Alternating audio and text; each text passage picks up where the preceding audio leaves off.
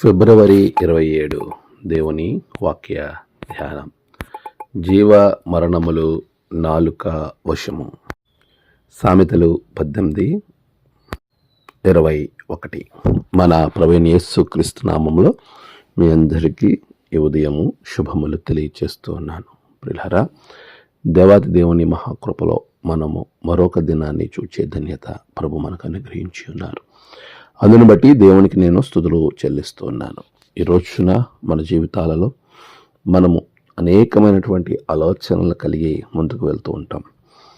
మనము దేవుని యొక్క సన్నిధిని అనుభవిస్తూ ప్రభు బిడ్డలుగా జీవిస్తూ మనమంతా కూడా ముందుకు వెళ్తున్న ఈ క్రమంలో మనం చేసేటువంటి పనుల కన్నా మన నోటి మాట మనల్ని చాలా దేవునికి దూరం పరుస్తూ ఉంటుంది. జాగ్రత్తగా ఉండాల. అందుకే ఒకరు తమ నోటిని భద్రం చేసుకునేలా నాలికను భద్రం చేసుకుంటే ఆయన తన ప్రాణమును కాపాడుకును అని సొలొమోను గ్రంథకర్త సామెతలో మనం చూస్తూ ఉన్నాం. ప్రియులారా, ఈరోజు మనం ఆలోచన చేయాల్సినటువంటి విషయం ఏంటంటే, దేవుడు మనల్ని ఎప్పుడు కూడా ఆనందం వైపుకు మరలుస్తూ ఉన్నాడు. ఆనందాన్ని పొందుకోవాలని కోరుకుంటూ ఉన్నాడు. మనం జీవితంలో జీవము పొందుకోవాలని ఆయన ఇష్టపడుతున్నాడు. అందుకే మనల్ని జీవింపచేయుటకు ఆయన పరమును వీడి భూలోకానికి ఎదించాడు. మనము జీవించాలి అనే ఆలోచనలో నుండి కంటే లోకంలో ఏదో రకంగా జీవించాలి అనే ఆలోచనలు చాలా మందిలో కనబడతాయి. అయితే జీవ మరణములు నీ నాలిక వశము అనే విషయాన్ని నువ్వు మరవద్దు. నీ నాలిక నిన్ను జీవింపజేస్తుంది, అదే నాలిక నిన్ను మరణానికి తీసుకుని వెళ్తుంది. ఈ ఉదయం ప్రభు మనతో మాట్లాడుతున్న ఒక మంచి విషయం, నీ నోటి మాట, నీ నాలికను చాలా భద్రంగా కాపాడుకో. దేవునికి వ్యతిరేకంగా జీవించటానికి నువ్వు సాహసం చేయొద్దు. ఈ లోకంలో ఏదో రకంగా జీవించడానికి ఎటు పడితే అటు మాట్లాడద్దు.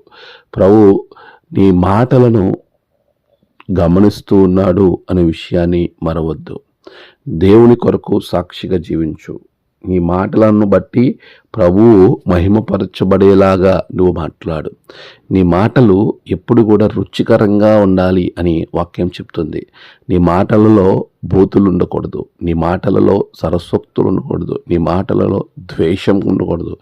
అలాంటి మాటలను మనం మాట్లాడినప్పుడు నీ మాటలు పొరుగువాని మీద నింద మోపేవిగా ఉండకూడదు. నీ మాటలు ఎల్లప్పుడూ మృదువైనగా, సాత్వికమైనవిగా, దయగల మాటలుగా, దేవునికి ఇష్టమైన మాటలను నువ్వు మాట్లాడాలి. అంతేగాని ఇదిగో కత్తిపోటు వంటి మాటలు పలుకువారు మీలో కలరు అన్నట్లుగా మన మాటలు ఉండకూడదు. ఎందుకంటే యెహోవా యందు భయభక్తులు కలిగిన వారు ఇరువురు మాట్లాడుకొనుచుండగా దేవుడు చెవియొగ్గి ఆలకించును.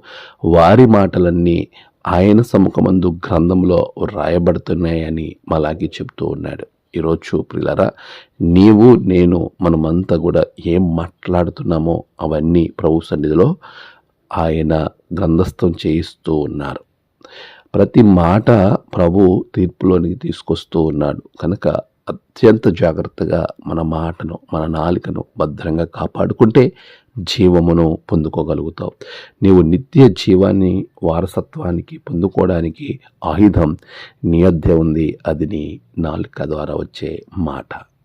ప్రభు మిమ్మలను మాటలను జాగ్రత్తగా ఉంచి ఆయన నామ మహిమార్థమే నీ నోటిని ఉపయోగించి ప్రభు మిమ్మలను ఆశీర్వదించునుగాక. ఆమేన్. ప్రార్థన. సర్వోన్నతుడ గొప్ప దేవ, మా నాలికను భద్రంగా కాపాడుకుని మేము జీవాన్ని పొందుకునే రీతిలో ఆశీర్వదించండి. నేడు బిడల ప్రయాణాలు, పనులు, తలపెట్టిన కార్యాల్లో గొప్ప జయము బిడలకు దయచేయండి. నేడు జన్మదినము, వివాహ దినము, ఆయా విశేష దినములు జరుపుకుంటున్న బిడలను బహుగా దీవించండి.